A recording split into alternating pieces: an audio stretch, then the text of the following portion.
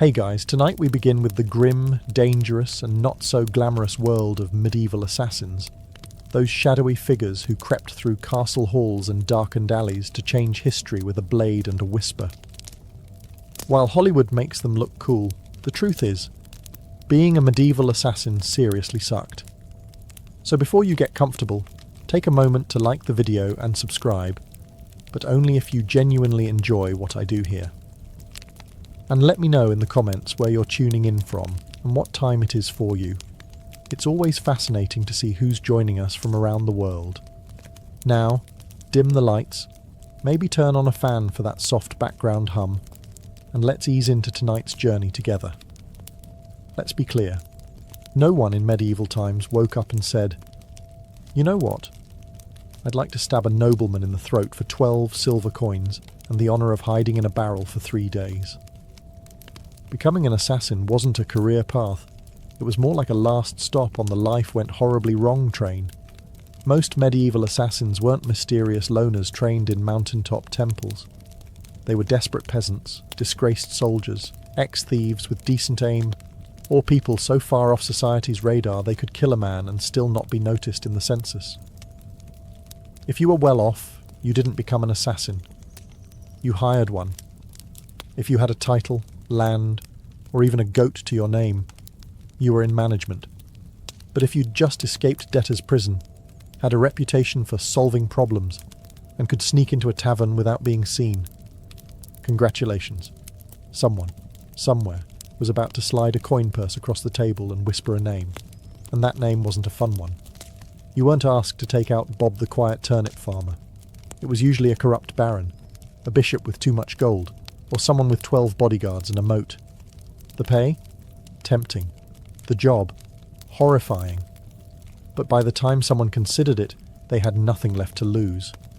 No family, no future, and definitely no dental plan. Plus, let's not forget the absolute lack of job perks. No pension, no glory, no evenings off. You couldn't exactly hang up a shingle that said, "Quiet eliminations by appointment." You just had to stay quiet, move fast, and never ever tell anyone what you did for a living, especially not loudly over ale at the inn. "Oh yeah, I'm a travelling carpet seller. The stains? Die." So yes, nobody dreamed of being a medieval assassin. They landed there because the world chewed them up and spat them out wearing a hood and holding a rusty dagger. You weren't the hero. You weren't even the villain. You were the footnote that made everyone nervous, and probably didn't live to enjoy the coin. Let's burst the first myth wide open. Medieval assassins didn't train under candlelight in some hidden monastery, with wise mentors and inspirational flute music in the background. There was no montage, no teacher, no pep talk. If you learned anything, it was by not dying the first few times you tried. Most assassins weren't trained professionals. They were desperate amateurs with a decent sense of direction and the ability to climb quietly without sneezing. If you had military experience, great. That meant you knew how to hold a knife properly. If not, well, stabbing someone is fairly intuitive, but escaping afterward with both kidneys still intact, that takes skill. Or luck. Usually just luck. There were no manuals, no guild orientation meetings, no safety briefings. You didn't get taught how to spot a body double or where nobles keep their bedroom exits. You figured it out while hanging from a windowsill wondering if you just crept into the servants' quarters again. Poison? That was trial and error, with heavy emphasis on error. Sometimes it worked. Sometimes your target just got mildly dizzy and more suspicious of his soup. Sometimes you drank the wrong cup. There was no medieval poison control hotline. Just hope, herbal guesswork, and a strong stomach. Sure, if you were lucky, and I mean lottery lucky, you might have picked up some skills from thieves or mercenaries. Maybe an older assassin showed you how to walk without squeaking on cobblestones. But mentoring wasn't standard. It was rare and short-lived, because assassins don't retire, they disappear. Weapons training? Forget it. You weren't carrying a broadsword. You had a dagger you stole off a guard, maybe a garrote if you were feeling fancy, and whatever else fit under your cloak without jingling. So no, you weren't some shadowy martial arts master. You were a guy with calloused hands, quiet footsteps, and a deeply unhealthy relationship with alleyways. Success didn't come from training. It came from survival. You learned how to kill by doing it. Quickly, sloppily, then vanishing before anyone could sketch your face and tack it to a church door. In short, your education was brutal, practical, and offered zero graduation ceremonies. Just bruises, bloodstains, and the creeping realization that you were very much on your own. Let's talk about why you became an assassin in the first place. Coin. Cold, heavy, jangly, deliciously spendable coin. The promise of it is what got you into this. But the reality? You got paid in lies. When someone hires an assassin, they don't want a long-term relationship.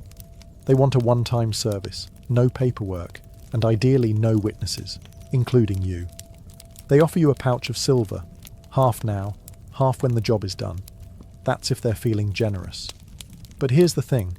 When the job is done is code for after we verify you didn't mess it up, or make us look bad, or leave a trail that leads back to us, or survive long enough to tell anyone about it. So, you do the job. You sneak through shadows, risk your life.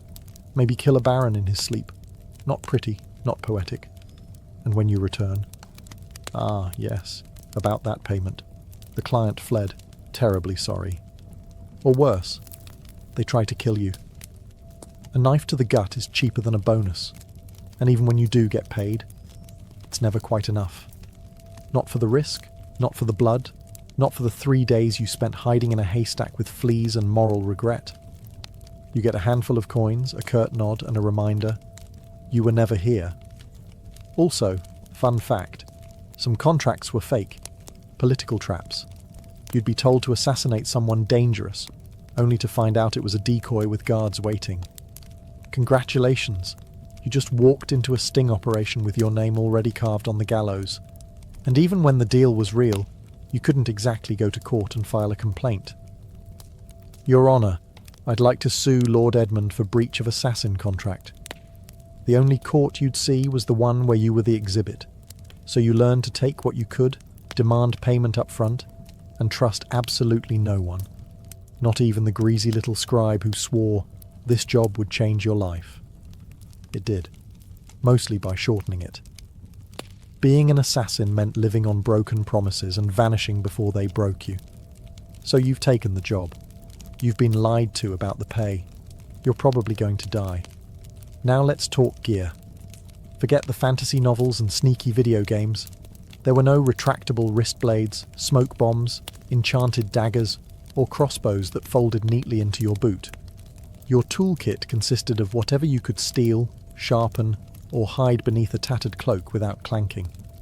If you were lucky, and I mean found a gold coin in a dead man's shoe, lucky, you had a good dagger.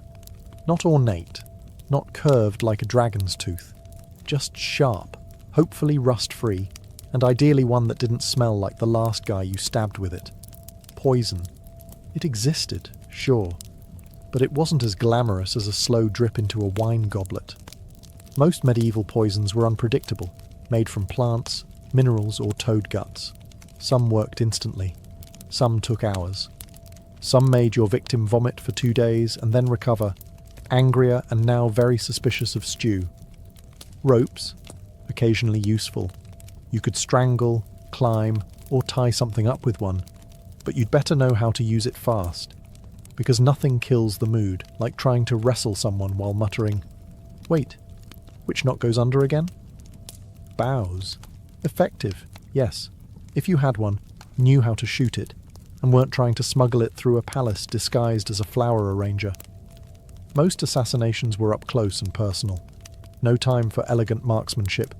Just quick, quiet, and hopefully not messy enough to slip in. And you didn't get backups. If your blade bent, broke, or fell down a well, time to improvise. Slate roof tile? Maybe. Rusty nail? Worth a shot. Shoe buckle with intent? Desperate times.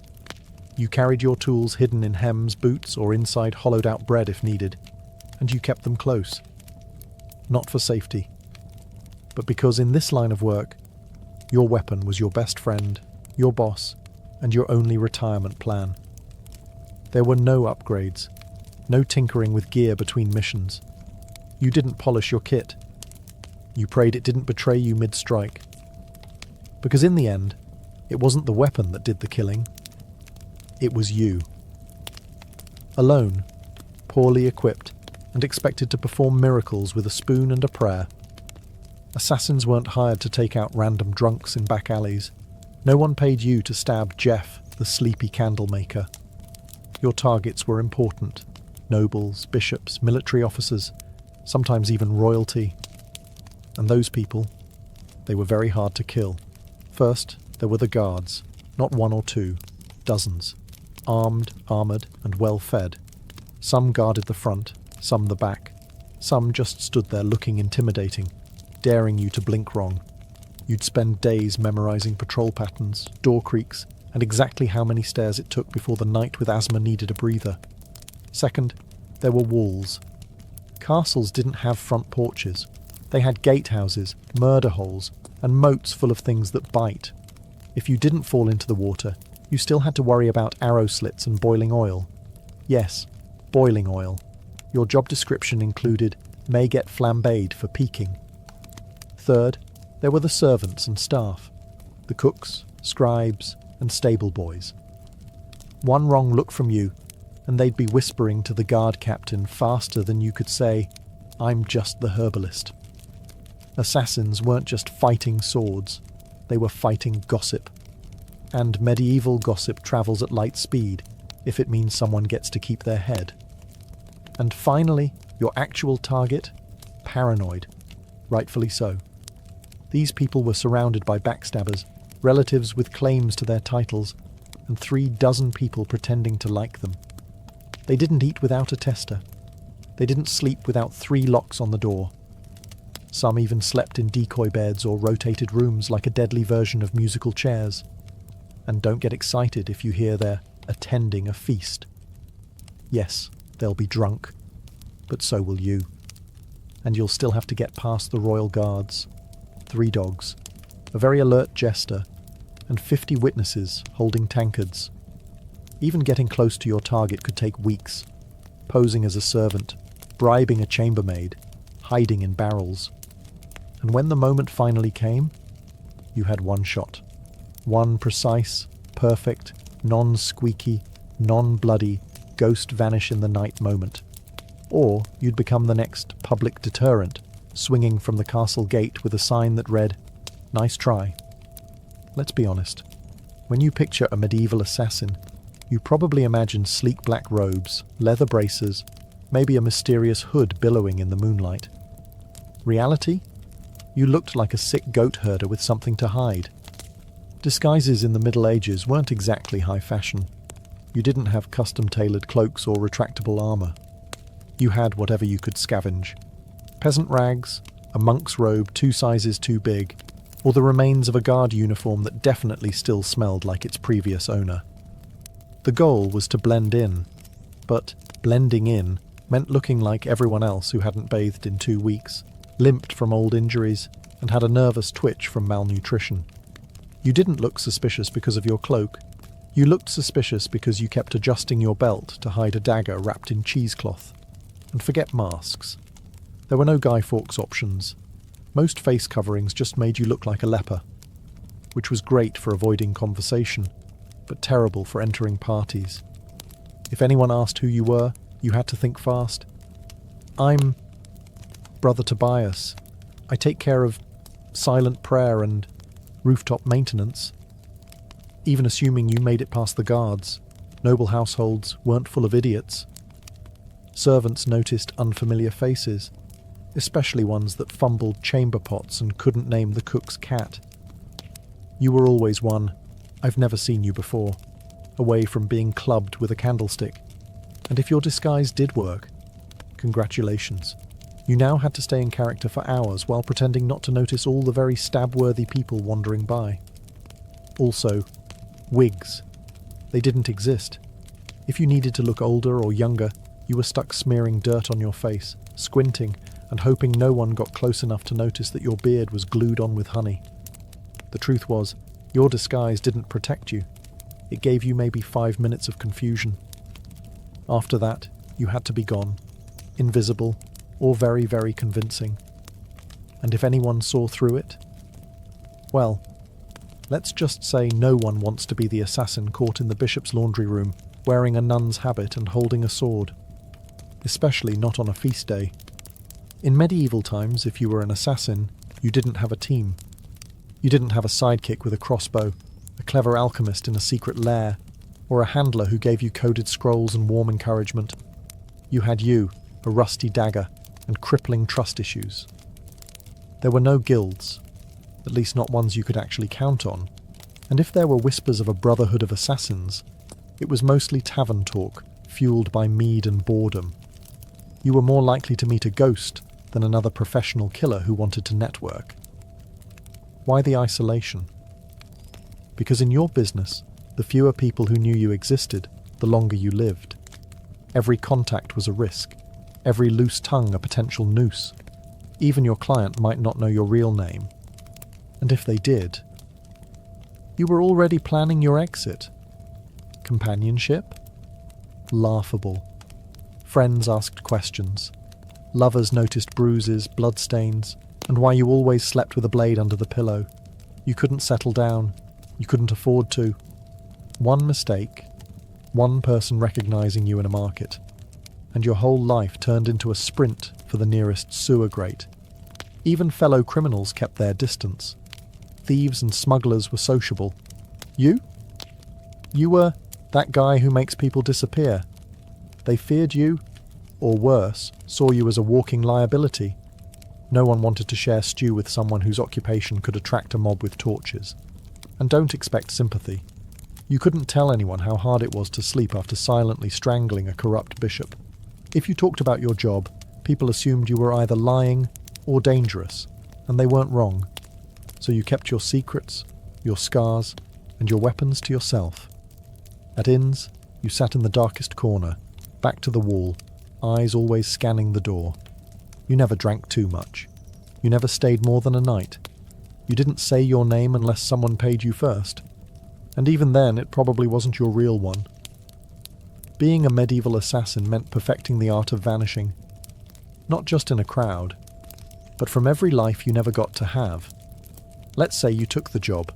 You planned your route, you bribed the right doorman, you disguised yourself as a very convincing chimney sweep. And then, you froze. Maybe the target turned around unexpectedly. Maybe they were with their child. Maybe you got the shakes at the worst possible moment and your knife hand trembled like a terrified squirrel. Guess what? You're now dead. Because failure, for a medieval assassin, wasn't a slap on the wrist or a bad performance review. It was a public, painful, and wildly theatrical death, often involving ropes, fire, wheels, or sharp iron devices with names like the Bonecracker's Delight. Missing the kill meant blowing the whole operation. Your target lived, and immediately told everyone that someone tried to murder them. Suddenly you weren't a shadow. You were a wanted man with a detailed description, and probably a crude sketch tacked to every tavern wall within 30 miles. And those guards you once snuck past? Now they're motivated. Sometimes it wasn't even your target you had to worry about. It was your client. If you failed, you were no longer an asset. You were a liability. Someone who could be tortured, interrogated, or worse. Talk. The very people who paid you would be the first to put out a second contract. On you. And there were no second chances. No. Sorry, the blade slipped. I'll try again tomorrow. You had one shot. One moment in time. And if you blew it, the best you could hope for was to die quickly before anyone found out who hired you. Failure also meant shame. The silent, humiliating kind. You didn't just fail to kill. You failed to be invisible. To be perfect. And for assassins, perfection was survival. Anything less? Might as well paint a target on your back and start practicing your final word speech. It didn't matter how many jobs you'd done before. No one cared that you succeeded 12 times. Because in this profession, You're only as good as your last kill. And if your last kill didn't happen, you'd better start running. So you did it. The plan worked. The dagger struck true. No screams, no guards, just a clean drop to the floor and a very important person who now wasn't. Congratulations. Now run for your life. Because being a successful assassin in medieval times didn't mean sipping wine on a rooftop while the city burns behind you. It meant fleeing through back alleys with someone's blood on your boots and a dog already sniffing your trail. There was no victory lap, no post-job drink with colleagues, no casual debrief with your client. You didn't even get a moment to admire your work. The moment your blade struck, your new job became escaping everyone who now wants to murder you in increasingly creative ways. Guards, coming, doors, locked, horses, tied up on the other side of town. You, probably bleeding. You had to plan your exit before the kill. Routes, disguises, fallback safe houses. Maybe a boatman who owed you a favour, or at least didn't ask questions. Because the city would go on lockdown within minutes. No one wanted a scandal. And lockdown meant closed gates, armed checkpoints, and a dozen angry men with swords who all just received your rough sketch and the phrase, maybe armed and extremely stabby. And let's talk about the client. Assuming they actually planned to pay you, they weren't going to meet you at a cozy tavern with a smile and a thank you card. They'd probably vanish too, because an assassin who just completed a job is the most dangerous person alive. You knew too much. You'd proven you could get into places others couldn't. So even when you succeeded, you walked away with coin in one hand and a giant target on your back. And what did you win? A week of sleeping in haylofts, bribing ferry captains, shaving your beard in the dark, and pretending your name was Brother Lucian as you tried to blend in with monks heading east. Because success didn't mean survival. It meant starting the whole game over. In a new city, under a new name, with even more people looking for you this time. So yes, you made the kill. Now, run like hell. If being a medieval assassin wasn't already miserable enough, poor, hunted, and sleeping in places that smelled like goat, you also had to deal with the wonderfully creative paranoia of the people around you. Because in the Middle Ages, assassins weren't just feared, they were considered cursed. To the average peasant, you weren't just a killer in a hood. You were some unholy creature who whispered to demons and smeared frog guts on your blade under a full moon. Why else would you be able to sneak past guards and vanish in the dark? Logic wasn't exactly popular back then. But superstition? Oh, that was everywhere. Some believed assassins could shapeshift. Others claimed you were invisible unless bathed in holy water. One popular tale suggested assassins made pacts with forest spirits and could breathe death through walls. Imagine walking through a village and hearing a woman mutter, "Don't make eye contact, he might hex the baby." Even your tools were suspect. Carrying a dagger, clearly it was forged in a cursed forge. Using poison, that wasn't chemistry, that was witchcraft, and you probably stirred it with a severed toe under a blood moon. You'd think this fear might help you. After all, people avoided you, right? But the reality was worse. Superstitious mobs don't hesitate. They don't ask questions.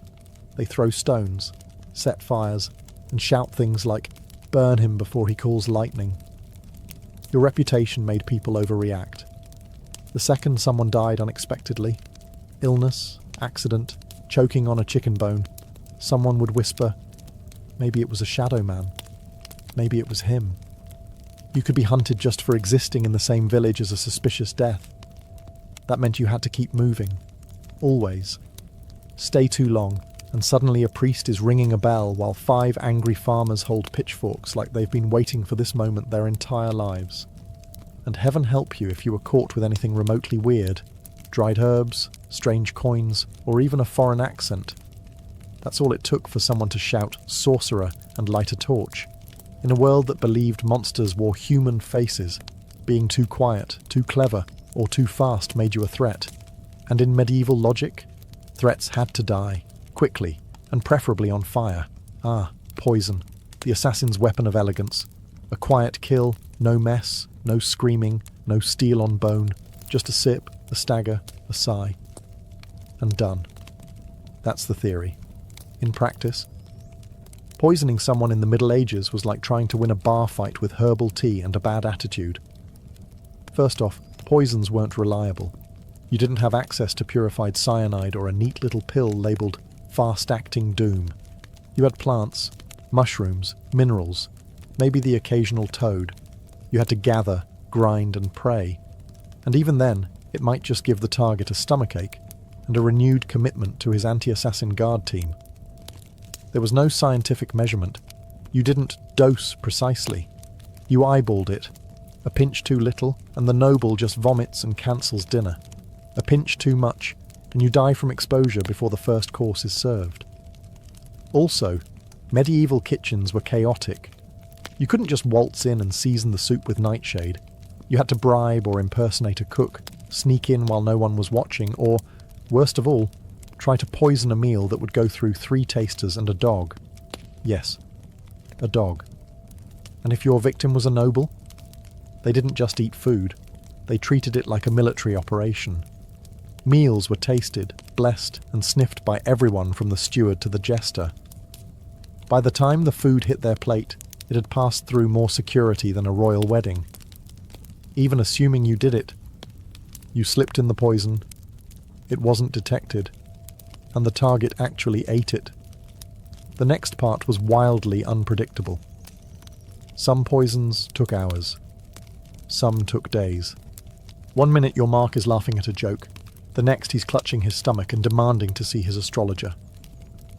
And if they survived, guess who they'd blame? Not the cook, not the taster.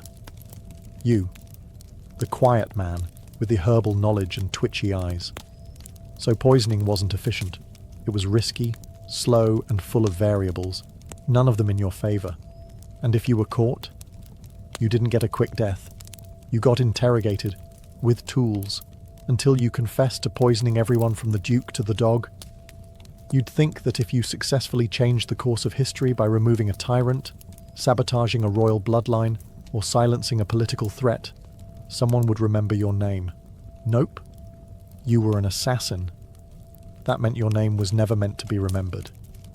At best, you were a rumour. Some hooded figure, a foreigner with cold eyes, or the quiet man who never finished his ale. You might have pulled off the most legendary hit of the century, and still ended up as a mysterious death in the official record. In fact, that was the point. Your client didn't want a story. They wanted plausible deniability. The fewer people who knew who did it, the safer they were, and the less likely they were to end up poisoned by their own assassin. So your name was buried the moment the job was done, if you even used a real one. You didn't sign your work. You didn't brag. You didn't keep trophies. You didn't exist outside the moment of the kill. And if someone did know your name, that was a loose end. And in your profession, loose ends had a very short shelf life. And forget about honour. There were no medals for silence. No stone monuments for the man who stopped a war with one dagger in the night. If a noble wanted a statue, they commissioned one for themselves. You got a wooden box, an unmarked grave, or if things went really badly, a head on a spike labelled traitor.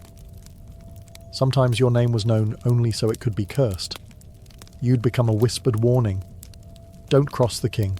Remember what happened to Lord Ulrich? Yes. And the man who did it? Gone. Like a ghost. That was your legacy. Not fame. Not fear. Just absence. You weren't supposed to leave a mark. You were supposed to vanish. And if you stuck around long enough to be known, that was a fatal mistake. Because in the medieval world, heroes got remembered. Assassins got erased. So you survived. You got the job done. You even managed to get paid. A miracle in itself. Now all you have to do is lay low, keep your head down, and trust that your client will honour the deal and protect your identity. Right? Wrong. Because in the world of medieval assassination, there was one rule even more sacred than don't get caught. Never trust anyone. especially the person paying you. Your client, be they a noble, a merchant, or a bishop with ambition and very loose morals, didn't hire you out of respect. They hired you because they needed something awful done, and you were the sharpest tool in the shadows. Once the job was complete, you became a liability. You knew too much. You knew who wanted who dead, when, why, and possibly how much they were willing to pay for it. That made you dangerous, not just to their enemies, but to them. So what did they do?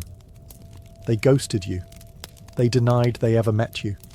Or worse, they sent someone else after you, to clean up, to tie off the contract with something sharper than ink. There were even cases where clients double-booked, hiring one assassin to do the job and another to kill the first one immediately after. No refunds, just reduced risk. And if you dared try to blackmail a client, threaten to expose them, that was bold. And also your final mistake, because powerful people in the Middle Ages didn't negotiate with assassins. They crushed them. If your client had a shred of honor, a rare species indeed, you might get paid and left alone. But even then, you'd still have to assume they were watching you, from a distance, with someone already sharpening steel and memorizing your walk. You were the secret that couldn't talk, the shadow that couldn't stay. Even success wasn't enough to earn trust. Because in their eyes, if you killed once, you could kill again. And no one, not even the person who hired you, wanted to be next. Let's say, somehow, you beat the odds. You survived the kills, the lies, the poisonings, the betrayals. You outlived your enemies, your employers, and probably your own sense of morality. Now what? You retire?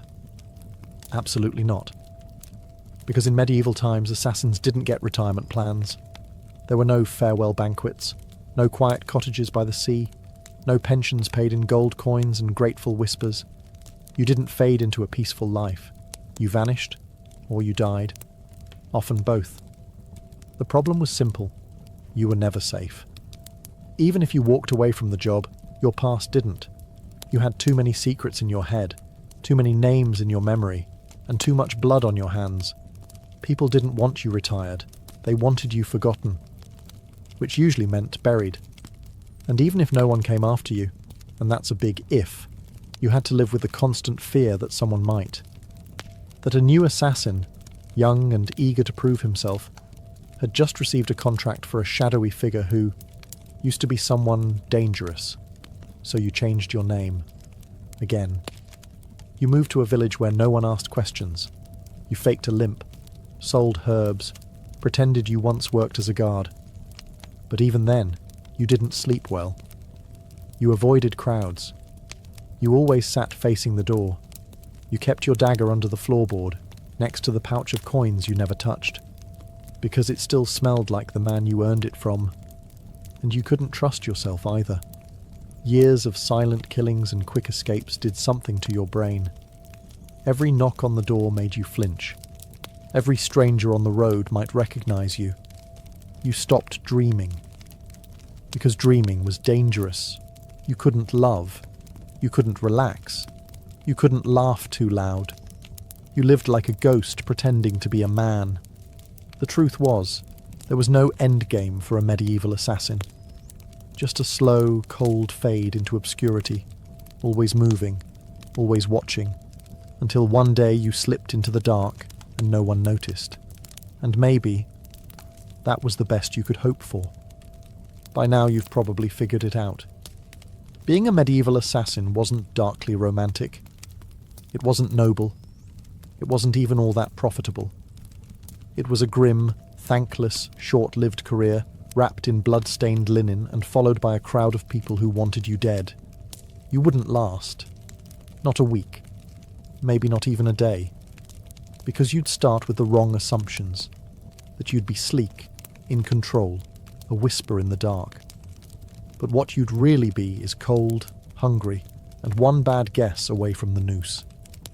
You'd slip into town, cloak pulled tight, ready for action, only to discover that your target moved locations, the guards are drunk but trigger-happy, and the stable boy you paid for information just sold you out for a mug of ale and a piece of bread. You'd freeze at the wrong time, stab the wrong guy, get spotted by someone's maid who once saw your face near the chapel, and suddenly you're not a shadow, you're the problem. Then what? You run. But you're not used to medieval terrain. The mud, the uneven cobblestones, the absolutely insane number of loose chickens in the street. You slip, fall, get tackled by a guard named Thomas, who just got dumped and is looking for an outlet. And let's say you survive that. Then you deal with the aftermath. No allies, no honour, and no future. Just whispers, suspicion, and the growing realisation that even if you succeed, the best you can hope for is to die old and alone, hiding behind a false name in a village that still believes in fairies. So no, you wouldn't last. And frankly, you shouldn't try. Because the assassin's life wasn't cool. It was a cruel machine that chewed people up and spat out nothing but shadows. It offered power without peace, and purpose without a place in the world. You didn't make history. You erased yourself from it. And the only thing waiting for you at the end was silence. A silence no one would question. Because no one even remembered you were there in the first place. Before she was the feared Queen of Macedonia, Olympias was known as Myrtale, a Molossian princess from the rugged tribal lands of Epirus. Her people claimed descent from Achilles himself, and whether or not the blood of heroes truly ran in her veins, one thing was certain. This was not a woman born for the sidelines of history. From a young age, Myrtle was steeped in mystery and ritual. Her upbringing was shaped not just by politics, but by prophecy, ecstatic rites, and a reverence for the ancient gods. She wasn't the type of princess who smiled and embroidered tapestries. No, she was drawn to serpents, omens, and the frenzied ceremonies of the cult of Dionysus, where women danced barefoot in the moonlight and called upon the divine in states of trance. Her connection to the gods wasn't performative, it was personal. She didn't merely worship, she embodied. According to ancient sources, likely written by men both terrified and enthralled, she kept sacred snakes in her chambers and even allowed them to coil beside her in bed. Whether this was a literal fact or the kind of slander that powerful women attract like flies, we'll never know. But it stuck. To her allies, it made her divine. To her enemies, it made her dangerous. Her real power began not in a battlefield or throne room, but in the uneasy flicker of torchlight, among the whispers of priestesses and the curling bodies of serpents. She wasn't just a princess, she was a living oracle, a woman touched by something older than politics and colder than steel. So when Philip II of Macedon, brutal, brilliant, and famously horny, arrived at the island of Samothrace for a religious initiation, he didn't just meet a beautiful princess, he met a mystery he couldn't resist. Their marriage wasn't just a political alliance, it was a collision of prophecy and power. And from the very beginning, it was full of omens. Some said lightning struck the sky on their wedding night. Others claimed Olympias dreamed of a thunderbolt entering her womb. All of it would become legend. But one thing is certain. The union of Olympias and Philip didn't just create a child. It created Alexander the Great. And she intended to shape his destiny from the very first breath. Olympia's marriage to Philip II was not the fairy tale one might expect for a queen who would one day birth an empire. From the beginning, it was a combustible mix of prophecy, pride, and paranoia. Philip, ruthless, charismatic, and already collecting wives like trophies, married Olympias around 357 BCE.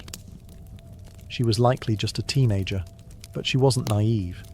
She saw in Philip a man whose ambition matched her own, and perhaps even a divine match for her spiritual destiny. Macedon wasn't exactly an easy kingdom to walk into. It was a land of iron and ambition, where kings were killed by cousins and brothers, turned into rivals overnight. But Olympias, the priestess of Epirus, walked in with her head held high and eyes already on the crown. Their marriage was rocky from the start. Philip, for all his political genius, was not built for monogamy. He would go on to marry multiple women, often for alliances, always for power. But Olympias wasn't one to sit quietly in the shadows. She held her own court, maintained her own alliances, and was known to turn to oracles and rites to divine her future, and perhaps Philip's fate. Then came the birth of Alexander. Even that was wrapped in celestial drama. Legends say Olympias dreamed that a thunderbolt struck her womb, and that flames danced around her child without burning him. Philip reportedly had a vision of sealing his wife's womb with a lion. Yes, a literal lion. Whether they believed these visions or invented them, they certainly acted as if Alexander was destined to rule not just a kingdom, but the world. But even as the child was celebrated, cracks in the royal marriage deepened. Olympias resented Philip's other wives, especially his Macedonian bride Cleopatra Eurydice, whom he married later in life. This was more than a domestic issue. It was a threat. Cleopatra was Macedonian-born, and any son she bore would be purer in the eyes of the local nobility. A direct threat to Alexander's future. Olympias saw it clearly. The palace wasn't just a home, it was a battlefield, and she would use every snake, dream, ritual, and whisper she had to make sure her son wasn't just remembered, but crowned. She was no longer Myrtle. She was Olympias now, and no one would take her son's throne without facing her wrath. By the time Alexander was a teenager, the Macedonian palace in Pella had become a war zone of veiled insults, political maneuvering, and bitter rivalries. Olympias wasn't just fighting for influence, she was fighting for survival. She knew that the court was filled with snakes, but she was the one who taught them how to bite. Philip II had begun to distance himself from her. He was campaigning more, drinking more, and, perhaps worst of all, listening more to his Macedonian advisors. The final blow came when he married a young noblewoman named Cleopatra Eurydice, not to be confused with the Cleopatra of Egypt. This Cleopatra was Macedonian-born, and her uncle Attalus was one of Philip's top generals. To Olympias, it wasn't just betrayal, it was a declaration of war. The marriage ceremony was a disaster. At the feast, Attalus drunkenly mocked Olympias and Alexander, calling into question the legitimacy of Alexander's birth. Was he really Philip's son? Or was he the child of a god, as Olympias liked to claim? It was meant as an insult, but Olympias seized the myth. Let them whisper. Let them believe her son was touched by Zeus. It made him untouchable. Alexander stormed out of the feast. Olympias left Macedon entirely, retreating to Epirus. But her exile was not defeat. It was strategy. In her homeland, she was still royalty. She could gather support, whisper in ears, and watch as Philip's palace began to rot from within. She didn't need to be physically present to be dangerous. Then came the shockwave. Philip was assassinated at his daughter's wedding, just as he was about to invade Persia, just as he was on the verge of crowning himself not just king of Macedon, but potential emperor of the known world. The question that echoed through every marble corridor and torchlit hall was the same. Who did it? Was it Pausanias, the jilted bodyguard who carried out the act? Was it the result of court intrigue? Was it Alexander himself? Or, whisper it softly, was it Olympias? No one could prove it. No one dared. But many believed it. After all, within days, Cleopatra Eurydice and her newborn child were dead. Murdered, some say, by Olympias herself. The serpent had returned to the palace. And now, nothing stood between her son and the throne. With Philip dead and Macedon in mourning, or confusion, Olympias made her move. While others scrambled to understand the chaos, she acted, swiftly, brutally, decisively. First, Cleopatra Eurydice, the young Macedonian queen and rival wife, was eliminated. According to chilling accounts, Olympias didn't just have her killed, she made her death symbolic, public, humiliating. Some say Cleopatra was forced to hang herself after watching her infant daughter be murdered. Others claim Olympias had the child thrown onto a funeral pyre. What's agreed upon is this: no mercy was shown. Olympias understood what many mothers in ancient courts refused to accept. In a royal palace, mercy is a liability. A rival child, no matter how small, is a future war, and Olympias was done playing defence. With Cleopatra and her bloodline erased, she could turn her attention to securing Alexander's throne. Her teenage son, bold, brilliant, already trained by Aristotle, was declared king without serious opposition. But don't be fooled. It wasn't just his charisma or his father's legacy that made it possible. It was Olympias. She knew which generals to threaten, which nobles to flatter, and which enemies to quietly remove. She wasn't just protecting her son's rise, she was engineering it. Alexander himself didn't always approve. He reportedly disapproved of the violence against Cleopatra's family. But he also didn't stop it, because deep down he knew what Olympias had always known. Power demands blood. And in Macedon, bloodlines were both a blessing and a curse. With her son now king, Olympias began to recede slightly from public life. But this was no retirement. She simply shifted from open strikes to whispered influence. As Alexander prepared to launch his conquest of Persia, she remained behind, not as a passive queen mother, but as the spiritual guardian of his destiny.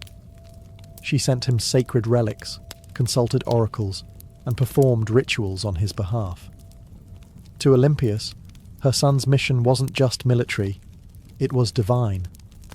Alexander wasn't going to war, he was fulfilling prophecy. And as long as she drew breath, no rival, Macedonian, Persian or otherwise, would derail that divine plan. She had crowned her son. She had cleansed the palace. Now she would guard his empire. From behind the curtain, with teeth bared. As Alexander marched east to conquer the known world, Olympias remained behind in Macedon, a queen without a throne, but not without power. Her official title was Queen Mother, but make no mistake, she ruled in all but name. Though regency was technically handed to Antipater, one of Alexander's trusted generals, Olympias refused to be sidelined. She wrote letters to her son constantly, advising, warning, sometimes chastising him. These weren't the sweet letters of a doting mother. They were political briefings, laced with oracles and venom. And Alexander, thousands of miles away, read every word. She reminded him who his true enemies were. She questioned the loyalty of his companions. She criticized his fascination with Persian customs, his choice of wives, and his flirtation with calling himself a god. No one else dared say these things to him. But Olympias was never afraid to speak as a mother, or a priestess of divine will. Back in Macedon, Antipater grew increasingly resentful. Olympias undermined him at every turn. She used her status, her religious authority, and her family ties to stir opposition against him. She had influence in Epirus, in Thessaly, and among the aristocracy. She could spread rumours like wildfire, and with Olympias, a whisper could be deadlier than a sword. Meanwhile, her letters to Alexander became more urgent. She warned him of Antipater's ambition, painting him as a second Philip, ready to betray and usurp. Whether she truly believed it or simply feared losing her grip, she kept pressing her son to act. Alexander, however, hesitated. He needed Antipater to keep order in Greece while he fought in Asia. And so, the rift between mother and general widened. Olympias watched. She waited. But beneath her religious robes and maternal concern, she was growing impatient. She hadn't endured years of palace warfare to be ruled over by an old soldier. As Alexander's empire stretched from the Aegean to India, Olympias saw cracks forming. He was taking on too much, trusting too many foreign advisors, and drifting away from the mother and the gods that made him. She believed his victories came from divine favour, and from her. And if he forgot that, well, Olympias knew how to remind kings who they really were, even if that king was her own son. When news of Alexander's death in Babylon reached Macedon in 323 BCE, it didn't arrive like a trumpet, it arrived like a dagger. For Olympias, it wasn't just the loss of a son. It was the collapse of a world she had spent decades building. Her boy, the divine storm she had prophesied, raised, unleashed, was gone. And he'd left behind no clear heir, no single successor, only chaos. The mighty empire he carved out was already fracturing. Generals, his so-called successors, were already dividing it up like jackals around a corpse. Antipater still held power in Macedon and Greece, and he had no love for Olympias. Worse, her daughter Cleopatra, Alexander's sister, was being courted by rival generals for marriage, each one hoping to use her bloodline as a claim to the throne. Olympias saw what was coming. Civil war wasn't a possibility. It was inevitable. And once again she would have to act. But she no longer had Alexander. What she had instead was his bloodline. His young son, Alexander IV, born to Roxana, the Bactrian princess Alexander had married. Roxana, still in Macedon, was vulnerable. The boy was even more so. Olympias recognized that the infant was now the last true piece of her son's legacy, and that made him a target, but it also made him a weapon. She allied herself with Roxana and the boy, determined to protect them and use the child's birthright to stake her own claim in the political battlefield. But the tide was turning. The generals who once bowed to Alexander had no interest in kneeling to his widow or his mother. They had armies now, ambitions and grudges. Olympias didn't flinch. She'd faced snakes, traitors and kings. A few warlords with crowns and stolen spears wouldn't scare her. So she plotted. She waited.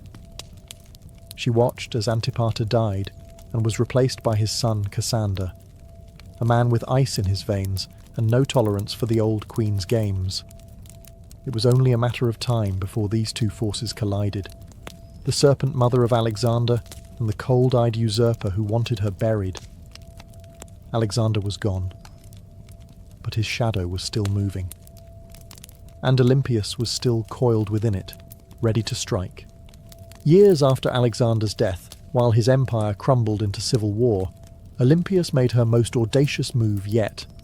She returned to Macedon, not as a grieving mother, but as a political force of divine fury. The regency had been splintered. Cassander, the son of her old enemy Antipater, was seizing power, and Roxana, along with young Alexander IV, was effectively imprisoned. Olympias saw the writing on the wall. If she did not act now, her grandson would vanish like a shadow at dusk. So she made a deal with Polyperchon, an aging general who still held a flicker of legitimate authority. Olympias would return, not to plead, but to rule. With Polyperchon's backing, she entered Macedon at the head of an army. And the moment her feet touched home soil, everything changed. Towns opened their gates. Soldiers defected to her side. Even some of her old enemies hesitated. Olympias, despite her age, was still a name that shook the ground. Then came her vengeance. One by one she hunted down the loyalists of Cassander. And when she finally caught Philip III Aridaeus, Alexander's mentally impaired half-brother and puppet king, she ordered his execution. According to some sources, his wife Eurydice was captured and given the opportunity to kill herself. When she refused, Olympias had her strangled. It was brutality veiled in royal protocol, and Olympias, ever theatrical, staged the scene like a goddess delivering justice. Her message was clear: only the bloodline of Alexander had the right to rule. Everyone else was a pretender. For a brief, burning moment, Olympias held the kingdom in her grip. She had restored the dynasty. She had avenged betrayals. She had reminded Macedon what royal power looked like when wielded by a woman with nothing left to lose. But power, in Macedon, was like fire in dry grass. And Cassander was still out there, calculating, biding his time. He returned with a vengeance. His army outnumbered hers, his resources deeper, his cruelty colder. Her allies began to abandon her. Polyperchon lost influence. The tide turned. Olympias, now isolated in the fortress of Pydna, watched as her enemies closed in. She had lit the match. Macedon had burned, and now the smoke was thick, and her enemies were at the gates. Olympias, once the most feared woman in the ancient world, now found herself besieged in the coastal fortress of Pydna, alone, cut off, surrounded by the army of Cassander, who had come to finish what his father had started. But Olympias didn't beg. She didn't plead. For nearly a year, she endured the siege like a statue carved from divine wrath. Food ran short. Disease crept in. Allies vanished. Yet within the fortress walls, she maintained the same unshakable presence that had once shaken kings. To the very end, she carried herself not as a prisoner, but as the mother of a god. Cassander, ever cautious, hesitated. He knew killing Olympias was dangerous. Even now she carried a myth around her like armor. She was still the mother of Alexander the Great. To strike her down might seem like blasphemy, so he offered her safety. Surrender, he said, and her life would be spared. Olympias knew better. She had seen too many royal promises turn to ash. Still, hunger was no longer just a discomfort. It was death. Her garrison broke. Her followers surrendered. And Olympias, unbending until the very end, was finally handed over to her enemies. Cassander didn't kill her himself. That would have been too simple and too merciful. Instead, he turned her over to the families of those she had executed during her brief return to power. Let them decide her fate. They condemned her to death. But here's the catch. When the executioners came, no one dared strike the first blow. Olympias stood tall, regal, silent, eyes fixed on them like an oracle staring through smoke. These were Macedonians. They had grown up hearing of her rituals, her visions, her snakes. They had once cheered her son as a living god. And now here she stood, a frail old woman cloaked in myth, and not a single man had the courage to swing the sword. So Cassander sent others, foreigners, outsiders, people who had no memory of her power, only orders to follow. And thus Olympias was finally struck down, not with ceremony, not with dignity, but with silence. Her death marked the end of Alexander's bloodline in any meaningful power, and with it, the final ember of an empire founded on divine ambition was snuffed out. But even in death, Olympias left behind a shadow, and history would never forget the Serpent Queen. Olympias died not on a throne, but in the dust, unarmed, abandoned, and executed by the very people she once ruled. But history is strange. It does not always favour the ones who die in silk sheets. Sometimes it remembers those who went down hissing. And Olympias was never meant for quiet history. In life, she had wielded motherhood like a sword and prophecy like a shield. She wasn't just the mother of Alexander the Great. She was one of the architects of his rise. Without her, there is no myth of the divine child. No rituals whispering of thunderbolts and lions. No ruthless purging of rivals that cleared the path for a teenage king to rule the known world. Olympias didn't just give birth to an empire, she defended it with claws. Yet even among the ancient world's most ruthless dynasts, Olympias stands apart. She didn't command armies in the field like Cleopatra, or ride into battle like Boudicca. Her battlefield was subtler and colder. It was a world of poisoned goblets, political marriages, priestesses, and oracles. She understood the power of fear, and even more importantly, she understood the power of belief. She made people believe her son was divine, and she may have believed it herself. Her enemies branded her a murderer, a witch, a manipulator, and they weren't wrong. Olympias was all those things, and more. She was the product of a brutal world that respected cunning far more than kindness, and she learned early that mercy was a luxury queens couldn't afford.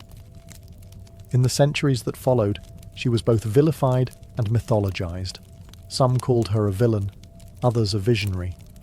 But no historian, ancient or modern, could call her irrelevant. She haunted the legacy of Alexander like a phantom, always in the background, always just behind the curtain, and maybe that's exactly where she belonged. Not as a tragic mother or a footnote in a king's story, but as a story unto herself. The woman who wrapped herself in prophecy, slept beside snakes, and outlived gods. Olympia's bones turned to dust long ago, but her legend endures. In every tale of ruthless queens, in every whisper of blood-born destiny, in every empire built on myth, she is still there, coiled in the dark, waiting. On the sun-bleached island of Crete, just a few miles south of the modern city of Heraklion, lies a ruin that feels more like a dream than a real place. Stone corridors snake in all directions, rooms twist and double back, staircases lead nowhere. It's easy to lose your sense of direction even today. This place is Knossos, the heart of Minoan civilization, and the supposed inspiration for one of the most enduring myths in human history, the Labyrinth of the Minotaur. But before there was a legend, there was a palace unlike any other. Built around 1900 BCE and expanded over centuries, Knossos wasn't just a royal residence, it was an entire city under one roof. Covering nearly 150,000 square feet, it featured over 1,000 rooms, light wells, storage magazines, shrines, workshops, and what may have been the first flushing toilets in history. It had running water, multi-story apartments, and an intricate system of air circulation. This wasn't a primitive fortress. It was an architectural masterpiece. To modern archaeologists, Knossos looks like organized chaos. To ancient visitors, it probably felt like magic. The man who brought Knossos into modern awareness was British archaeologist Arthur Evans. In the early 1900s, Evans excavated the site and quickly became convinced that this was the origin of the Greek labyrinth myth. The layout was disorienting, the architecture deeply symbolic, and everywhere he turned, he found motifs of bulls, painted on walls, carved into stone, or sculpted into tiny golden charms. The bull, after all, was sacred to the Minoans. Evans even went so far as to name the civilization after the mythic king Minos. Whether Minos was real or not, his legend became inseparable from the ruins. But here's the twist. No one's found a literal labyrinth. No underground maze, no prison chambers, no half-man monster. What we have instead is something far more mysterious. A city designed in loops, wings and layers, deliberately difficult to navigate. And the deeper you go, the more the lines between history and mythology blur. So the question remains, was the Minotaur born from these walls, or was the palace itself the monster? Knossos may not give up its answers easily, but it's very good at making us ask the right questions. The myth is as famous as the ruin. A monstrous half-man, half-bull, trapped in a labyrinth so complex that no one who entered ever found their way out. Only Theseus, the Athenian hero, managed to kill the beast and escape, thanks to a ball of thread and the cunning of Princess Ariadne. But where did this story come from? And why a labyrinth? The earliest versions of the myth speak of King Minos, the powerful ruler of Crete, who demanded tribute from Athens in the form of 7 boys and 7 girls each year. These unfortunate souls were fed to the Minotaur, a creature born from divine punishment and shame. The Minotaur, locked in an underground maze, symbolized the dark underbelly of power, something savage hidden behind grandeur. To ancient Greeks, Crete had long been a land of wealth, mystery, and fear. Its seafaring people, the Minoans, were seen as both elegant and alien. Their rituals involved bull leaping, their artwork depicted strange gods, and their palaces were unlike anything on the mainland. To a visiting Greek from 1000 BCE, Knossos might have felt like another world. The bull itself was sacred in Minoan culture. Frescoes show young men and women vaulting over charging bulls in ritual displays. Horns of consecration, stylized bull horns, appear on rooftops and altars. Combine this with a palace that feels like a maze, and the ingredients for a legend begin to stir. But what if the Minotaur wasn't just a monster? What if it was a metaphor? Some scholars believe the tale reflects a memory of Cretan dominance over the Aegean, a time when Athens truly did pay tribute to a stronger, stranger power. The labyrinth could symbolize the political entrapment of weaker states, and the Minotaur, the raw, terrifying force behind Minoan rule. Others argue it's more psychological, the labyrinth as the unconscious mind, the Minotaur as our hidden urges, and Theseus, the hero, walking bravely into the darkness, guided only by the thread of memory. Still, the myth remains tangled with Knossos. The palace is the closest thing we've ever found to a real labyrinth. No monster, no Ariadne.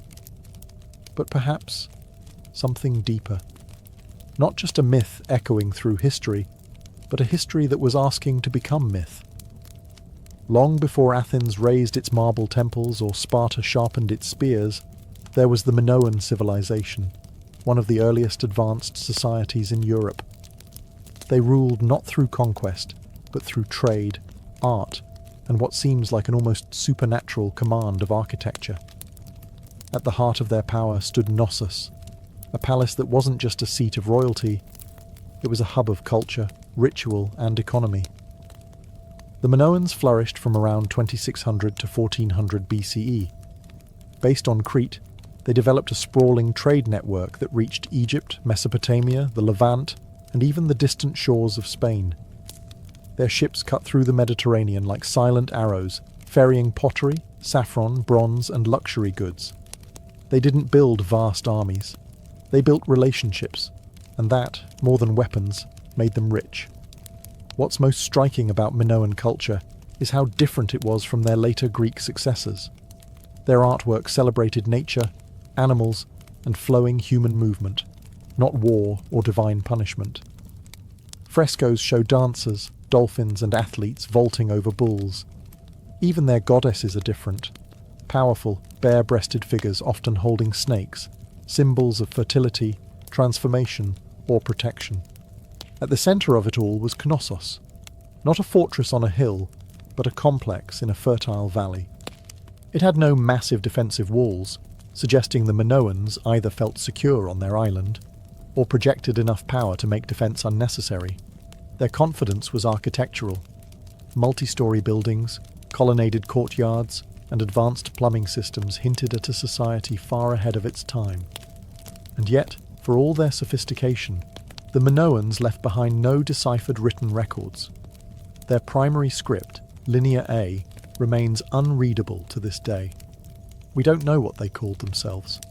We don't know what their kings believed, what prayers they spoke, or what truly happened behind the walls of Knossos. All we have are their ruins, their art, and their influence, absorbed later by the Mycenaeans and echoed in Greek myths.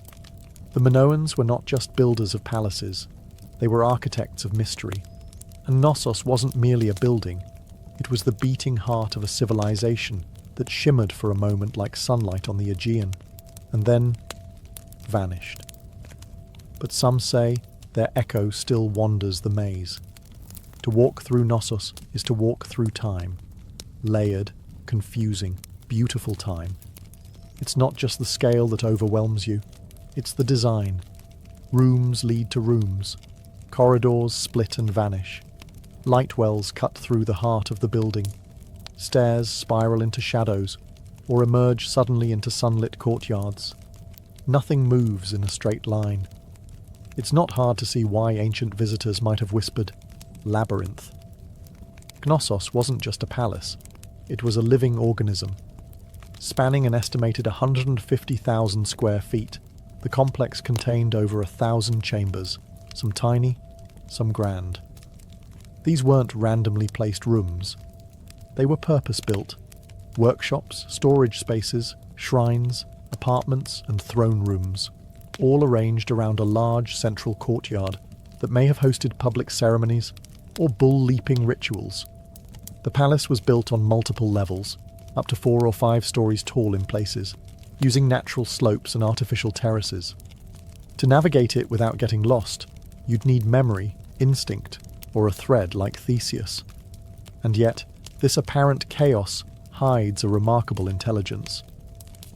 The Minoans mastered passive ventilation, cooling rooms through air shafts and open stairwells. They funneled rainwater through clay pipes and had toilets that flushed long before Rome made it fashionable. One of the most iconic areas is the so-called throne room, named for the alabaster chair built into the wall, flanked by benches. Around it are frescoes of griffins, mythical guardians. Was this the seat of a priest-king? A goddess's chamber? A sacred court? No one knows for certain. And the walls, they speak in colour. Vibrant frescoes show dolphins swimming above bathtubs, women in elegant flounced skirts with bare chests, youths leaping bulls mid-air. The art wasn't just decoration, it was identity, fluid, natural, deeply connected to earth and sea. Still, the deeper you go, the more Knossos begins to disorient. Some parts seem intentionally complex, like they were designed to confuse. Maybe that's the root of the labyrinth legend. Not a prison for monsters, but a palace that felt alive. A building that invited awe, ritual, and just a touch of fear. No locked doors, no mythical beasts. Just a place built to make you question where you were and what was waiting around the next corner. Knossos wasn't just an administrative centre or royal residence. It was a place of worship, an architectural expression of the Minoan soul, steeped in ritual, myth, and divine mystery. Unlike later Greek temples, there are no towering columns to Zeus or marble shrines to Athena. Instead, the spiritual world of Knossos is more subtle, woven into the fabric of the building itself. Shrines hide in corners. Pillars rise like sacred sentinels. Horns, stylized, carved, symbolic, appear on rooftops and altars. Everywhere you look, the bull motif dominates, suggesting a powerful connection between worship, the natural world, and this revered animal. The Minoans didn't seem to fear the bull, they celebrated it. The famous bull-leaping fresco in Knossos isn't just athletic art. It may depict a religious rite. Young men and women vaulting over a charging bull, locked in a dance of danger and grace. It wasn't sport, it was sacred theatre, possibly an offering to the gods, or a symbolic triumph over chaos. Then, there are the snake goddesses. Discovered in storerooms beneath the palace, the snake goddess figurines are among the most iconic Minoan artifacts. Bare-breasted, arms raised, with serpents coiled in their hands or around their bodies, these figures radiate power. They are not submissive idols, they are guardians of the household, fertility, and perhaps life itself. To the Minoans, snakes symbolized renewal, rebirth, and mystery, creatures of both earth and underworld. The rooms where these objects were found hint at household shrines or ritual spaces, quiet, sacred corners hidden among the palace's bustling heart. Combined with the frescoes, the horns, the altars, and the labyrinthine corridors, the entire complex begins to feel like a ritual machine, a structure built not just for living, but for connecting with the divine.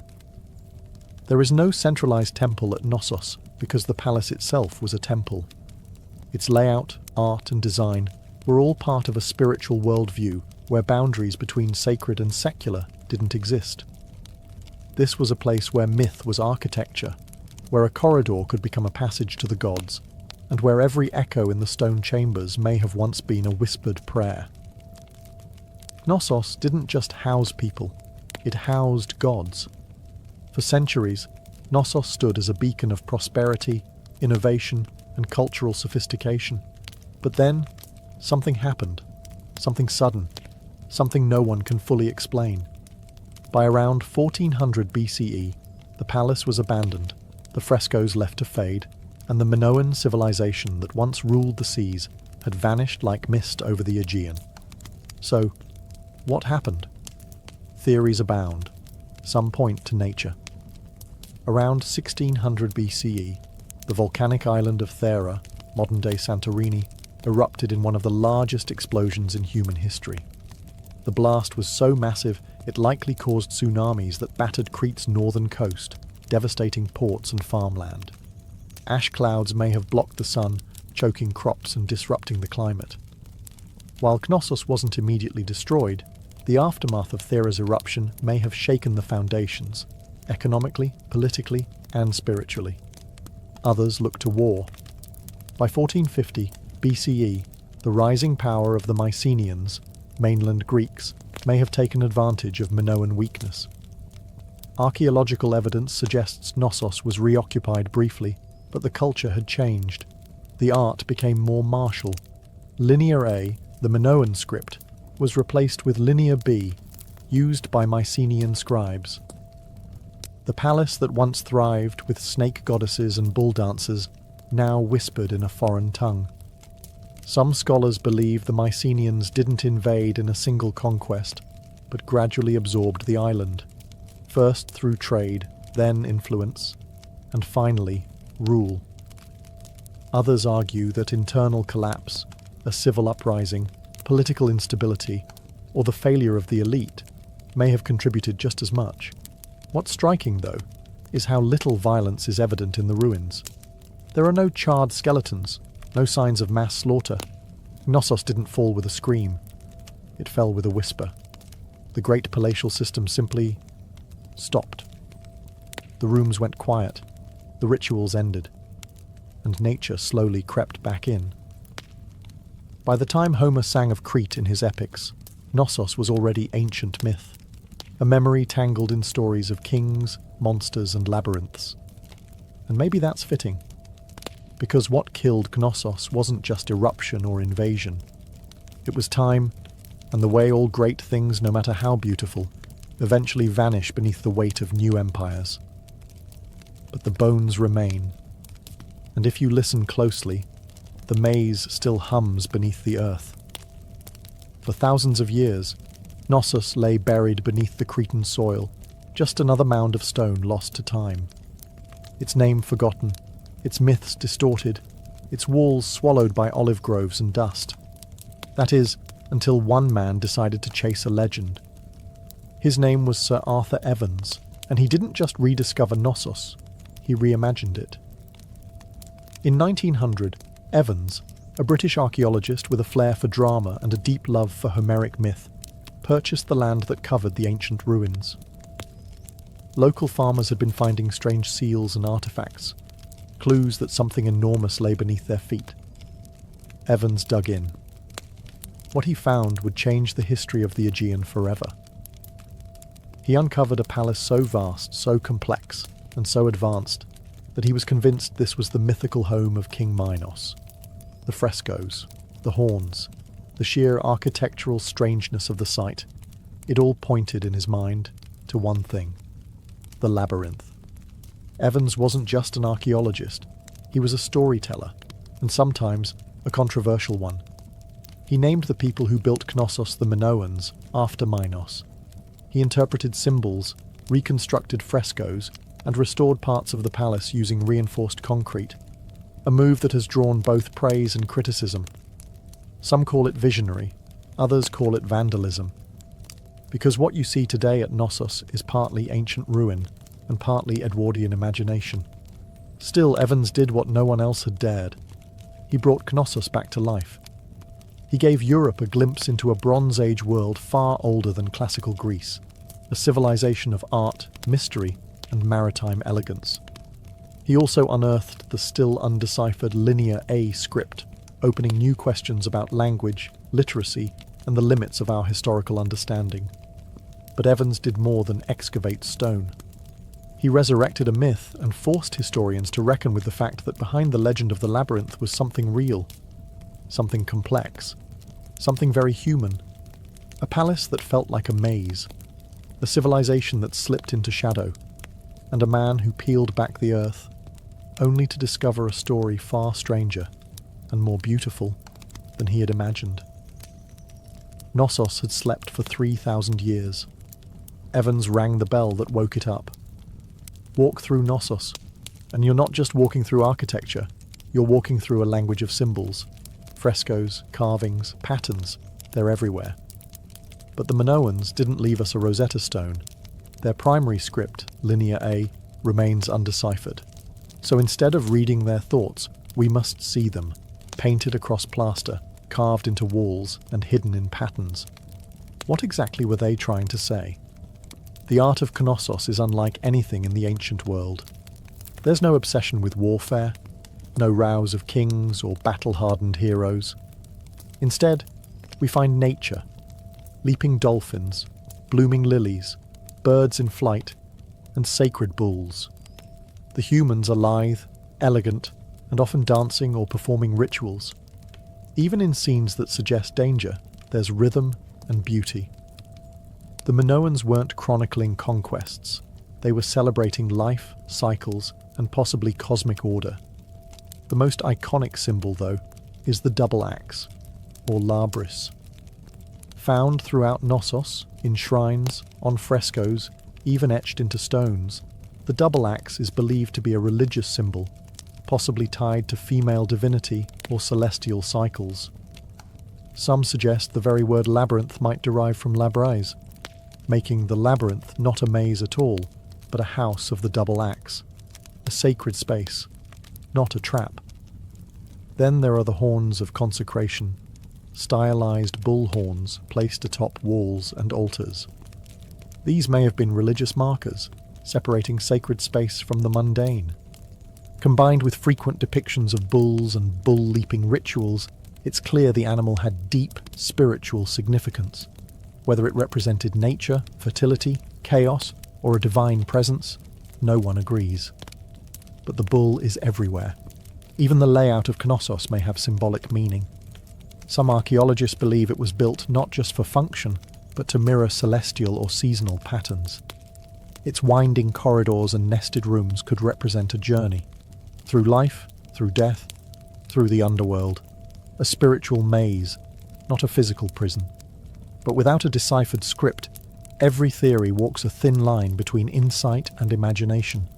The Minoans spoke in symbols, not stories, and so we're left to interpret. What is Knossos saying? We hear the rhythms, we see the images, but the meaning? That remains just out of reach, like a thread unravelling into myth. Knossos is a ruin, yes, but it doesn't feel dead. Walk its corridors today and you'll sense something humming just beneath the surface. Not ghosts, not gods, but echoes of myths, of lives, of questions that refuse to go away. Thousands of years after its fall, Knossos still holds us in its maze. Tourists wander its halls, archaeologists dig for answers, and writers spin new tales inspired by its shadow. The Minotaur may be myth, but the feeling of the labyrinth is real. We don't know who ruled Knossos. We don't know the names of its kings, queens, or priests. We don't know the prayers they whispered, or the laws they lived by, but we know they loved beauty. We know they worshipped nature. We know they understood balance between architecture and art, between ritual and reality, and we know they were the first. Before the Parthenon, before Rome, before the Hebrew temples or the Persian palaces, there was Knossos, a palace that was also a city that was also a temple that may have also been a story, because perhaps that's what the labyrinth really is, not a prison, not a puzzle, but a narrative carved in stone, a myth in architectural form. The legend of the Minotaur didn't arise from nothing. It came from this place, from the confusion of its corridors, the reverence of its bull rituals, and the awe it inspired in generations who tried to make sense of it. The Greeks turned it into a story, we turned it into archaeology, but at its core, Knossos has always been both. Today, we can walk its ruins in broad daylight. We can take photos, draw maps, and even reconstruct its frescoes. But the mystery hasn't vanished. The line between fact and legend still shimmers, like heat over stone. Maybe that's why Knossos endures, because it doesn't give us all the answers. It reminds us that sometimes history isn't meant to be solved, it's meant to be felt. And Knossos, ancient, tangled, half-remembered, isn't just a place on a map. It's a question, one that leads us deeper with every step. And like Theseus, we're all still following the thread. Ancient engineers knew exactly what they were doing. The earliest rams were handheld. Teams of soldiers simply lifted a tree trunk and smashed it against enemy defences like frenzied lumberjacks. But over time, the battering ram evolved. Engineers realised that mounting the ram inside a wheeled frame, often with a roof to protect the crew from arrows and boiling oil, turned it from a tool into a weapon of terror. The Assyrians, masters of siege warfare, turned rams into psychological weapons. Their siege towers combined rams with archer platforms, meaning a city's gates were being destroyed, while defenders were under constant fire. Relief carvings from Nineveh show rams with pointed iron tips, rolling up to the gates of rebellious cities like slow-moving gods of destruction. And it wasn't just the front door they were smashing. Rams were often used to breach weak points in walls, batter down watchtowers, or collapse gatehouses entirely. Their presence meant one thing: surrender, or watch your defences crumble like stale bread. The Greeks refined them, the Romans perfected them. Roman engineers built massive rams called ares, Latin for ram, suspended with chains or ropes inside enormous siege shelters. Some were so big they needed dozens of men to operate, and the rhythm of their swinging beam was said to sound like thunder rolling across stone. And yet, for all their brute force, battering rams required serious teamwork. Operators had to keep the ram swinging in sync, while also defending it from burning missiles, stones, and all manner of foul substances hurled from above. A stalled ram was a dead ram. Still, when a battering ram got going, really going, it was unstoppable. Wooden muscle versus human masonry. It was ancient physics, weaponized, and it was only the beginning of how engineers would make walls weep. If the battering ram was the brute, the catapult was the tactician. Where rams smashed close up, catapults attacked from a distance, launching not just stones, but psychological dread. They were the first real artillery pieces in military history, and they revolutionized siege warfare by weaponizing physics in ways that felt almost magical to the enemy. The earliest catapults emerged from the Greek world around the 4th century BCE, a product of brilliant minds who wanted to add range and momentum to warfare.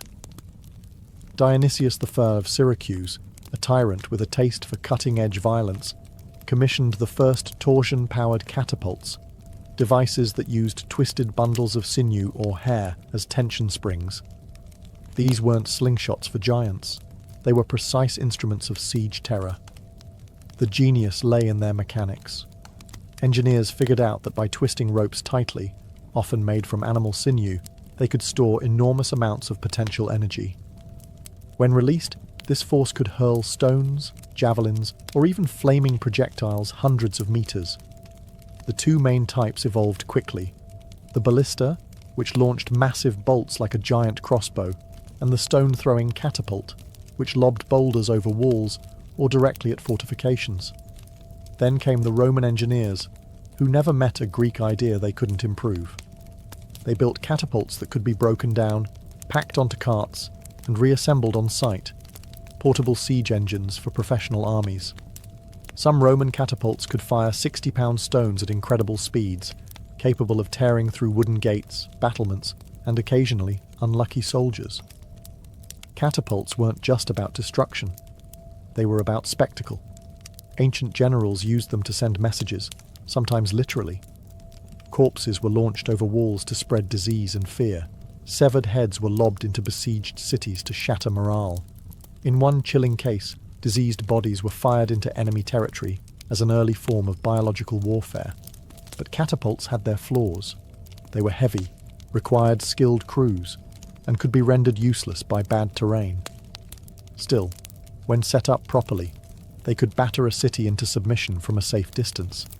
And for the first time in history, cities realized their thick stone walls didn't just need to withstand a ram, they had to survive the skies. Because now, destruction came flying. If the catapult was clever, the trebuchet was majestic. Towering, creaking, and terrifying, it was the undisputed king of medieval siege warfare.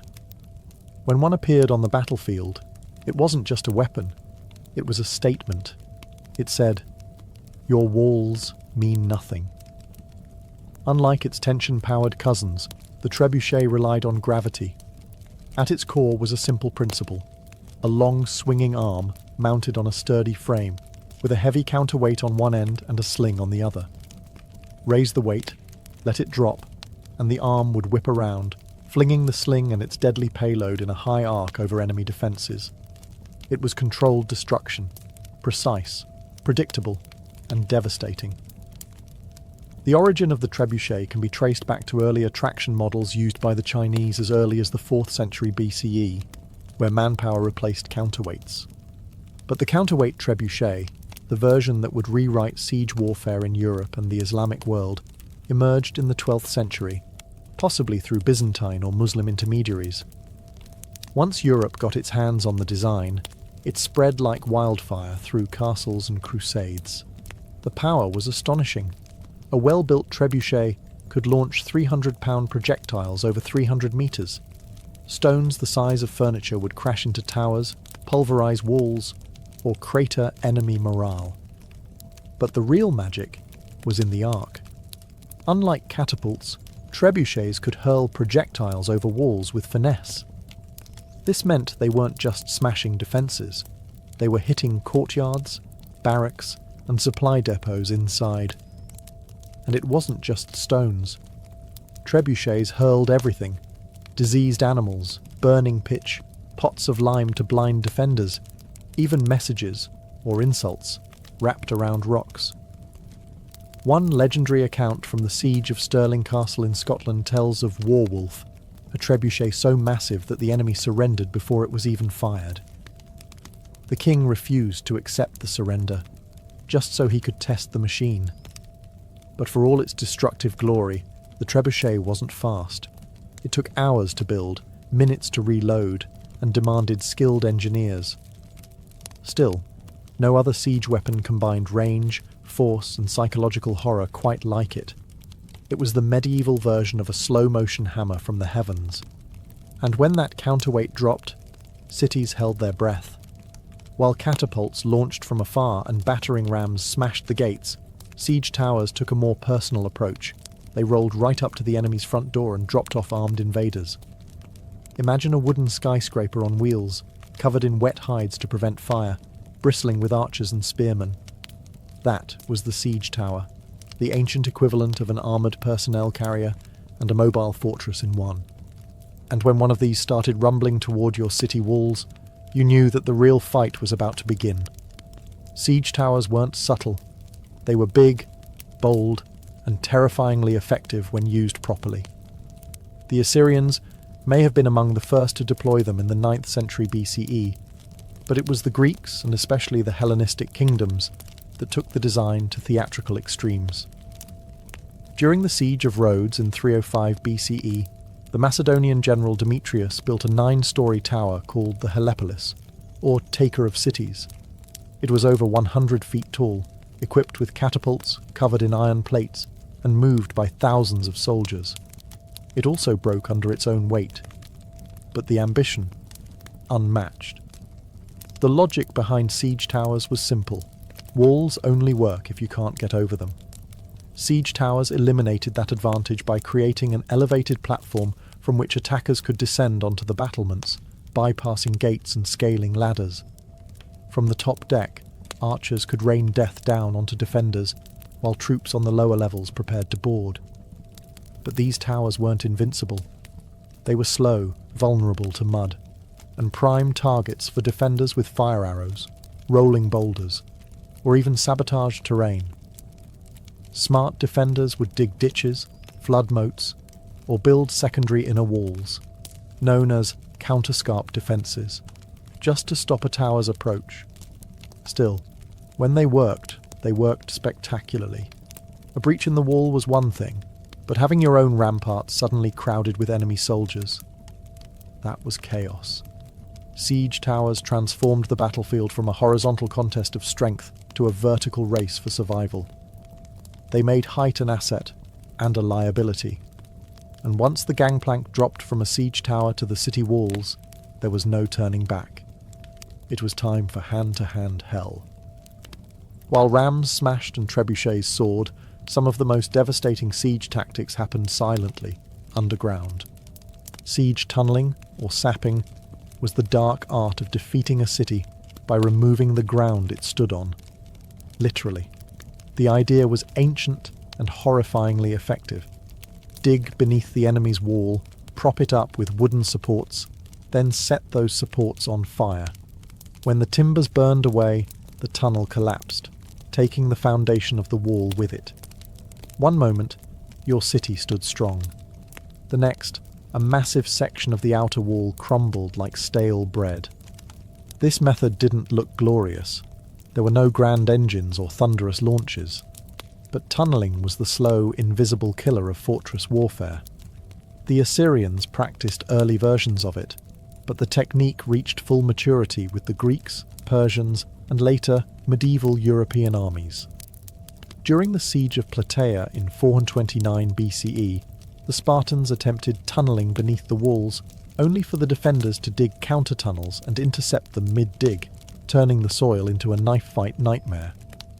This defensive tactic became known as countermining, and it added an eerie element to siege warfare. Imagine soldiers digging in pitch black, hundreds of feet beneath the earth, listening for the sound of enemy picks.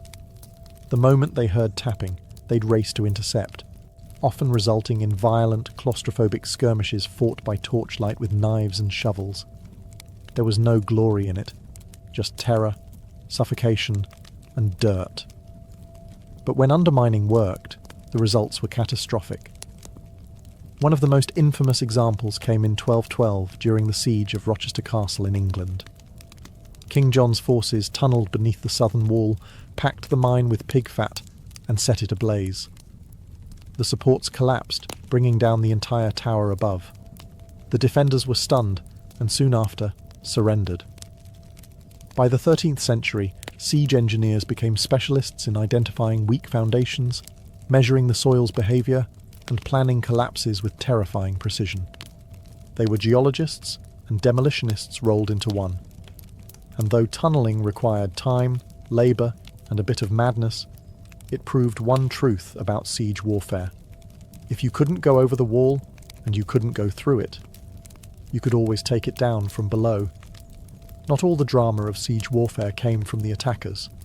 For every ram built or tower rolled forward, defenders had their own deadly tricks, and sometimes those tricks were hot. Let's start with the most terrifying of them all, Greek fire. Developed by the Byzantines around the 7th century CE, Greek fire was a mysterious, napalm-like substance that could stick to ships, walls, and flesh, and kept burning even on water.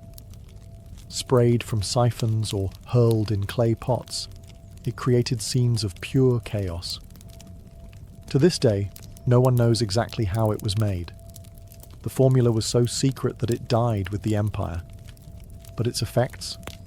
Legendary. Entire fleets were reduced to flaming skeletons within minutes. And that was just the start. In more low-tech defences, boiling liquids were the go-to weapons of choice. Boiling water, oil, or sand would be poured from murder holes, those quaint openings in the ceilings of gateways or towers, directly onto invaders below. Oil was especially feared. Unlike water, it clung to skin, soaking into clothes and armour before being set alight. Imagine climbing a siege ladder only to be greeted with fire you could never put out. Hot sand, though less dramatic, was vicious in its own right. It would slip into the gaps of armour, especially around the neck or wrists, causing 2nd and 3rd degree burns as it cooked the flesh beneath. It didn't look impressive from a distance, but it turned bold warriors into screaming wrecks in seconds. Defenders also relied on the good old laws of physics. Gravity became a weapon. Giant stones, logs, or even dead animals were dropped from parapets onto siege engines or dense formations of troops. The goal wasn't just to kill, it was to break the machines and morale at once. And then there were traps. Hidden pits, collapsing bridges, spiked barricades. Castles became puzzles of pain, designed to slow, confuse, and punish. All of this served one purpose: delay. Every minute a wall held was a minute closer to enemy supply lines running thin, to disease spreading in camps, or to reinforcements arriving. Siege warfare was a game of attrition, and while the attackers had physics on their side, The defenders had creativity, and a whole lot of boiling rage. In siege warfare, raw destruction was only half the goal. The other half was psychological domination, breaking the will of the defenders before the walls even came down. Siege weapons weren't just tools of war, they were massive, creaking, flaming symbols of doom. Every groaning wheel of a siege tower, every arcing boulder flung by a trebuchet, was designed to plant one seed in the minds of those behind the walls. You are not safe. Ancient commanders knew this. The Assyrians paraded their siege engines openly, dragging them across deserts with grand fanfare. The Romans built their siege camps right in view of the enemy, letting defenders watch as battering rams were assembled and catapults tested. Siege was theatre, and fear was part of the script. Sometimes the payloads themselves carried a message. Severed heads of messengers or generals would be launched over the walls, often still wearing their armour. At the siege of Constantinople, defenders were bombarded not only with rocks, but with bodies, diseased corpses launched to spread panic and plague. During the Mongol siege of Kaffa in 1346, it's believed that hurling plague-infected corpses over the walls helped trigger outbreaks of the Black Death in Europe. The trebuchet wasn't just a weapon, it was an announcement. When one of these giants was rolled into place, everyone inside the fortress could hear it before they saw it. The creaking of winches, the grinding of ropes, the heavy thunk of the counterweight, like the heartbeat of an incoming storm. But the most dangerous part, the unknown. You never knew what was coming next. Would it be a rock, a barrel of fire, a rain of arrows, or just silence? Ominous, heavy silence as engineers adjusted their aim. Even the sounds became psychological weapons. The rhythmic thump of a battering ram, or the sudden silence before a shot would drive defenders mad with anticipation. For commanders, the goal was to create despair, to convince the enemy that resistance was pointless, that their gods had abandoned them, that their walls were nothing but temporary obstacles in the path of fate. And when that mental dam finally cracked, the gates often opened without a fight, because in siege warfare, sometimes the mind collapsed before the masonry. As gunpowder thundered onto the battlefield in the late medieval era, the age of traditional siege engines came to a slow, splintering end. But their legacy didn't vanish. It evolved. The invention of cannons changed everything. A single well-placed shot from a cannon could do in seconds what a trebuchet took hours to achieve. Stone walls, once considered impenetrable, became liabilities. By the 15th century, the great castles of Europe were crumbling not from undermining or fire, but from iron balls crashing through their parapets. Siege warfare had entered its next phase, explosive, brutal, and deafening. And yet, the principles laid down by ancient siege engineers never disappeared. Modern artillery still owes a debt to the catapult and trebuchet. Every ballistic missile and long-range howitzer is just a high-tech descendant of the same question. How do you break what's meant to be unbreakable from a distance? Physics, trajectory, tension, and force, all discovered, tested, and perfected centuries before gunpowder ever entered the story. Even military psychology today, shock and awe, overwhelming firepower, visible dominance, has its roots in ancient siege tactics. Those towering siege engines, rolling forward with flags snapping in the wind, were the original shock and awe. They weren't just about breaching a wall, they were about breaking the spirit of a city. You can still see their legacy etched into the ruins of ancient cities. At Masada, where Roman siege ramps still scar the desert. At Constantinople, where layers of walls stood for 1,000 years against every machine imaginable, until cannon fire finally brought them down. At castles across Europe, where round towers and angled bastions tell the story of a world constantly redesigning itself to survive the next siege. And today, even in a world of drones and satellite-guided missiles, siege warfare hasn't vanished. It's just gone digital. Cities are still surrounded, defenders are still isolated, walls are now firewalls, blockades, or even media blackouts. But the soul of the siege remains the same, Someone wants in, someone wants to keep them out, and both are willing to wait, build, and break to win. The battering rams are gone, the trebuchets are museum pieces, but the spirit of siege warfare, it's as alive and as destructive as ever.